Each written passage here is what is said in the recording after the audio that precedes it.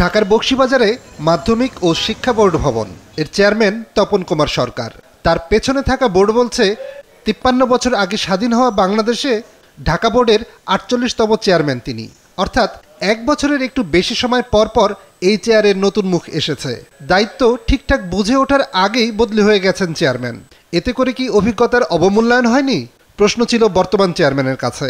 সাময়িক সময়ের জন্য তো আসলে কোনো কিছু করা যায় না, এই জন্য একটা দীর্ঘমেয়াদী সময় পেলে পরে সেই অভিজ্ঞতাটাকে কাজে লাগিয়ে সে মানে আমাদের এই সমস্ত প্রতিষ্ঠানগুলোকে ভালো কিছু দিতে পারে, আমাদের সেবা গ্রহীতাদের মানটা সেটা সেইভাবে দেওয়ার সুযোগ থাকে।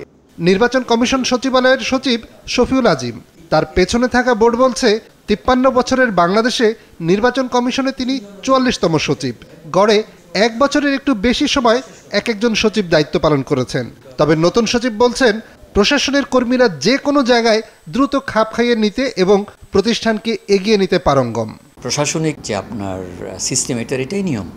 আমাকে যেখানে আজকেও যদি আরেক জায়গায় কাজ দেওয়া হয়, আমি সেই জায়গায় আমি যাতে নেতৃত্ব দিতে পারি, কাজ করতে পারি, সেবা দিতে পারি মানুষকে, এই প্রশিক্ষণে আমাদের দীর্ঘদিন হয়। সব ক্ষেত্রেই আমাদের এই সার্ভিসটা দেওয়ার জন্য আমরা মানুষকে তৈরি থাকি এবং সেইভাবে আমাদের তৈরি করা হয়। শফিউল আজিম নির্বাচন কমিশনে যোগদানের আগে ছিলেন বিমান বাংলাদেশ এয়ারলাইন্সের ব্যবস্থাপনা পরিচালক পদে। সেখানে তিনি ছিলেন ৪২তম ব্যবস্থাপনা পরিচালক। বিমান ও পর্যটন মন্ত্রণালয়ে সচিবের চেয়ারে বসা মানুষও পাল্টেছে ঘন ঘন। প্রতিষ্ঠার পর গত ৩৭ বছরে ৩৫ জন সচিব দায়িত্ব পালন করেছেন। এমনকি এক মাসের জন্যও সচিবের দায়িত্ব দেওয়া হয়েছিল একজনকে। ১৯৭৫ থেকে ২০২৪ সাল পর্যন্ত মন্ত্রণালয়ের দায়িত্ব সামলেছেন ৩৭ জন। বাংলাদেশ পর্যটন কর্পোরেশনে অফিস সহকারী সালেহা বেগম, কর্মকর্তা বা অতিথিদের চা বানিয়ে খাওয়ান, অফিস পরিষ্কার রাখেন। গত ২২ বছর ধরে তিনি এখানে চাকরি করছেন।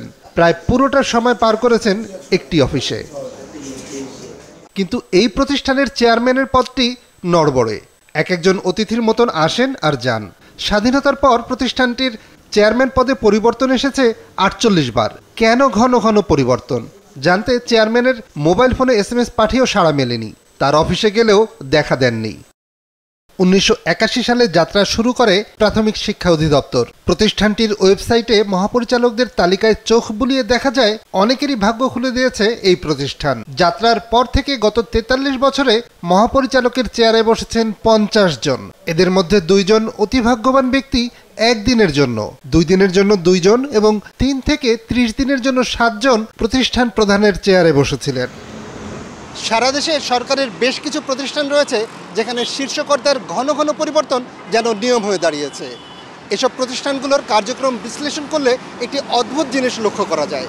প্রায় সবগুলো প্রতিষ্ঠানই নিয়মিত কেনাকাটা করে থাকে বহুমূল্যের, আর প্রায় অদক্ষ জনবলকে নিয়োগ দিয়ে থাকে। এবং একই সঙ্গে দেখা যায় প্রায় সবগুলো প্রতিষ্ঠানই লোকসানি প্রতিষ্ঠান। নিয়াজ মোরশেদ, মাছরাঙা সংবাদ, ঢাকা।